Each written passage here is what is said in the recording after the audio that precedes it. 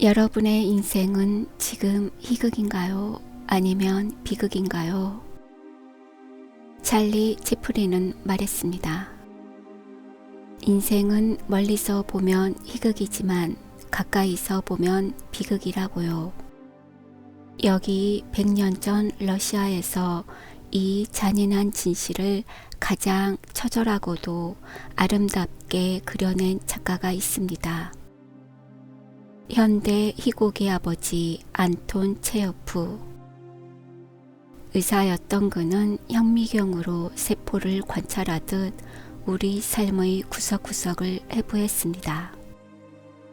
그의 4대 희곡 안에는 우리가 그토록 갈망하던 꿈의 좌절, 지독하게 엇갈린 사랑, 그리고 무너져가는 시대의 공기가 고스란히 담겨 있습니다. 오늘 우리는 갈매기부터 벚꽃 동상까지 체호프가 우리에게 던지는 날카로운 질문들을 하나씩 펼쳐보려 합니다. 그 쓸쓸하지만 찬란한 문학의 세계로 여러분을 초대합니다. 체호프의 4대 희곡 작품 속으로 떠나보겠습니다.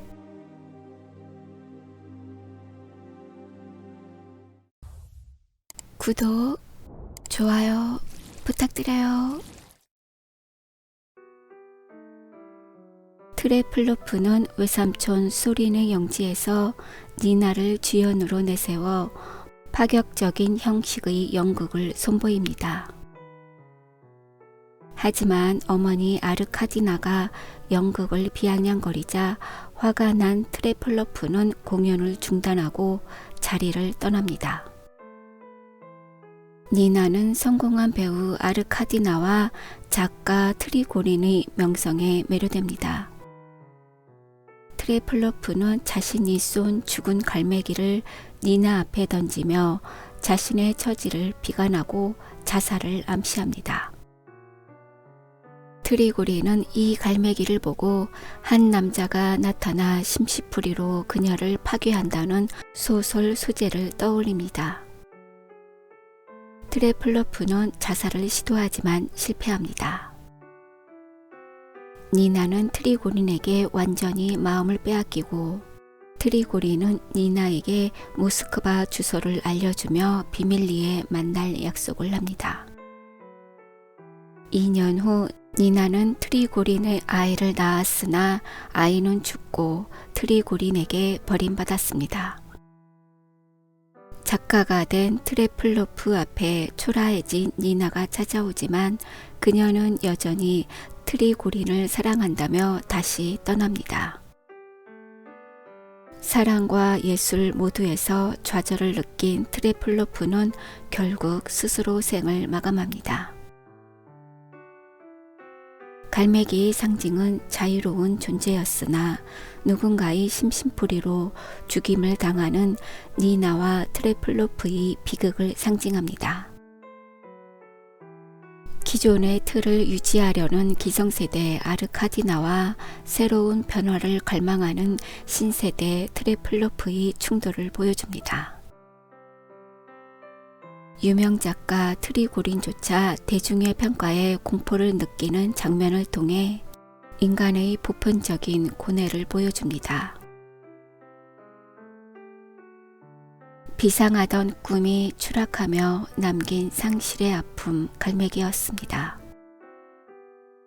하지만 상실은 개인에게만 찾아오는 것이 아니죠. 이번에는 한 가문 그리고 한 시대가 서서히 저물어가는 품격 속으로 들어가 봅니다. 모스크바라는 닿을 수 없는 이상향을 꿈꿨던 그녀들의 이야기 세자매입니다.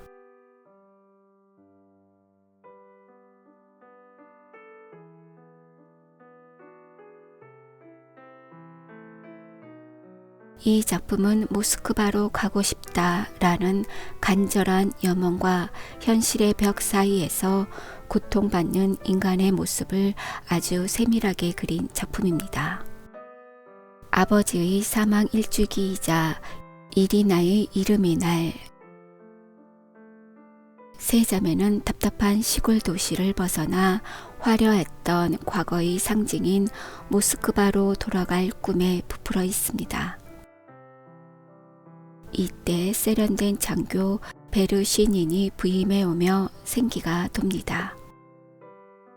시간이 흐른 뒤 안드레이의 아내 나타샤가 집안의 주도권을 쥐기 시작합니다. 세 자매는 여전히 모스크바로를 외치지만 현실은 시골의 권태로운 일상과 가난에 조금씩 잠식당합니다. 마을에 큰 불이 납니다. 혼란 속에서 세 자매의 갈등과 슬픔이 폭발합니다. 안드레이는 도박으로 집을 저당 잡혔고 나타샤는 집안 곳곳을 차지하며 자매들을 내쫓으려 합니다. 이리나는 사랑하지 않는 남자인 투겐바흐의 청혼을 받아들이기로 결심합니다. 군대가 마을을 떠나게 되어 마샤는 베르시닌과 이별합니다. 설상가상으로 이리나와 결혼하기로 했던 투젠바흐는 결투 끝에 사망합니다. 모스크바행은 결국 좌절되고 세 자매는 서로를 부둥켜 안으며 그럼에도 살아가야 한다고 다짐하며 막이 내립니다. 핵심 포인트입니다.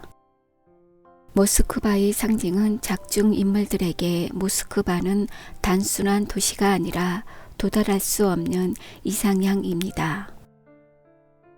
우리 삶에서 로또 당첨되면, 시험 합격하면 같은 희망 고문을 시각화했습니다. 나타샤의 존재는 순수했던 집안이 속물적인 인물에 의해 어떻게 변질되는지 대비시켜줍니다. 우리는 살아야 합니다. 음악이 저렇게 즐겁게 울리고 있어요. 조금만 더 있으면 우리가 왜 사는지, 왜 고통을 받는지 알 수 있을 것 같아요.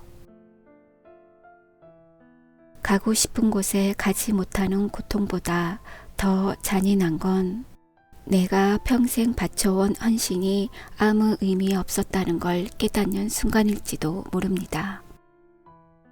여기 뒤늦게 찾아온 삶의 허무와 마주한 한 남자가 있습니다. 체우프의 작품 중 가장 애잔한 고백, 바냐 아저씨입니다.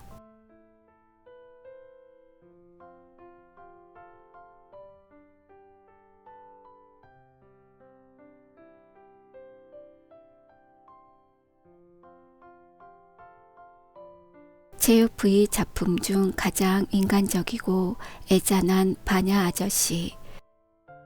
이 작품은 평생을 바쳐 뒷바라지한 대상이 허상이었음을 깨달았을 때의 허무함, 그리고 그럼에도 불구하고 견뎌야 하는 삶을 다룹니다.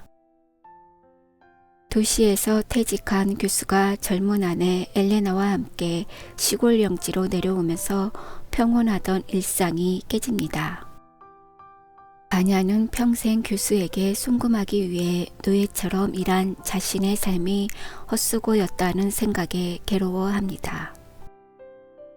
바냐는 엘레나를 사랑하지만 거절당하고 의사 아스트로프 역시 엘레나에게 추파를 던집니다.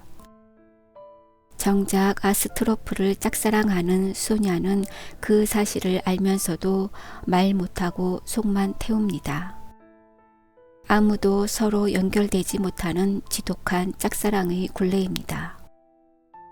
교수가 자신의 생활비를 마련하기 위해 조상 대대로 내려온, 그리고 바냐와 쇼냐의 삶의 터전인 영지를 팔겠다고 선언합니다. 폭발한 바냐는 교수에게 총을 쏘지만 모두 빗나가고 맙니다. 결국 교수는 엘레나와 함께 도시로 떠나고 남겨진 바냐와 쇼냐는 다시 예전처럼 단조롭고 고된 노동을 시작합니다.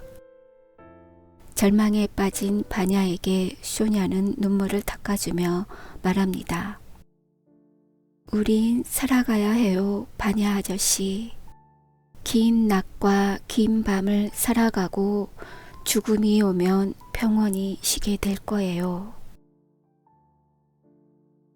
핵심 포인트입니다.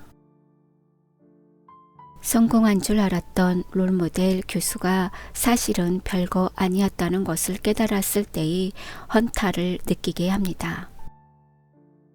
쇼냐의 마지막 독백은 이 연극의 백미입니다. 우린 쉬게 될 거예요 라는 대사는 체호프 문학의 정수를 보여줍니다. 아스트로프가 숲을 보존해야 한다고 주장하는 장면은 당시로선 매우 앞서간 환경주의적 시각입니다. 이 캐릭터의 독특한 매력입니다. 긴 밤을 견디고 나면 결국 쉼이 찾아올 거라 믿었던 바냐의 위로를 뒤로하고 이제 체호프의 마지막 유작으로 향합니다. 화려했던 과거의 벚꽃은 지고 그 자리에 도끼질 소리가 울려 퍼지는 시대의 교차점, 체호프 문학의 정점이라 불리는 벚꽃 동산입니다.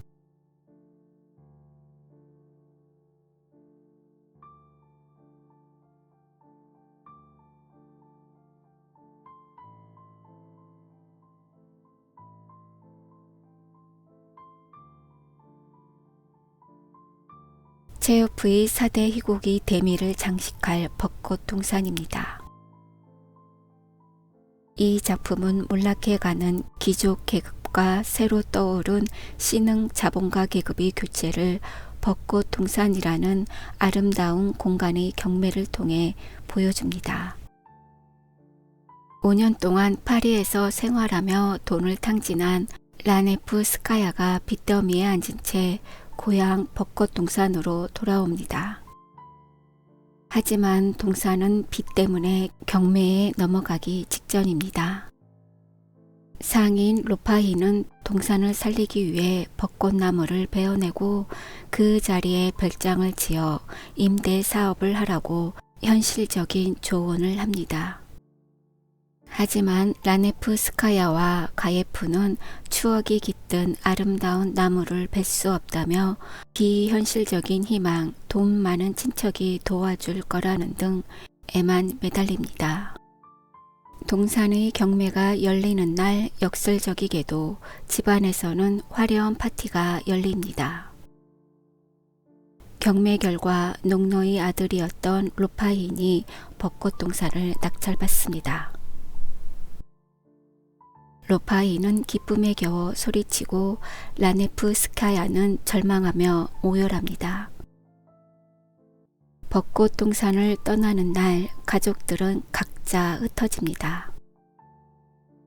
짐을 싸서 떠나는 기차 소리와 함께 멀리서 벚꽃나무를 찍어 넘기는 도끼 소리가 들려옵니다. 가족들은 모두 떠났지만 병든 늙은 아이인 피르스만이 잠긴 저택에 홀로 남겨진 채 막이 내립니다. 핵심 포인트입니다. 사막 마지막에 들리는 텅텅 나무 베는 소리는 구 시대가 저물고 새로운 시대가 왔음을 알리는 가장 강력한 청각적 장치입니다. 체호프는 이 작품을 희극이라고 불렀습니다. 파산 직전인데도 파티를 열고 사탕을 먹는 귀족들의 모습이 작가의 눈에는 우스꽝스러웠기 때문이죠. 로파힌이라는 캐릭터는 악당이 아닙니다. 오히려 옛 주인을 진심으로 도우려 했으나 결국 시대의 흐름에 따라 주인이 된 인물입니다.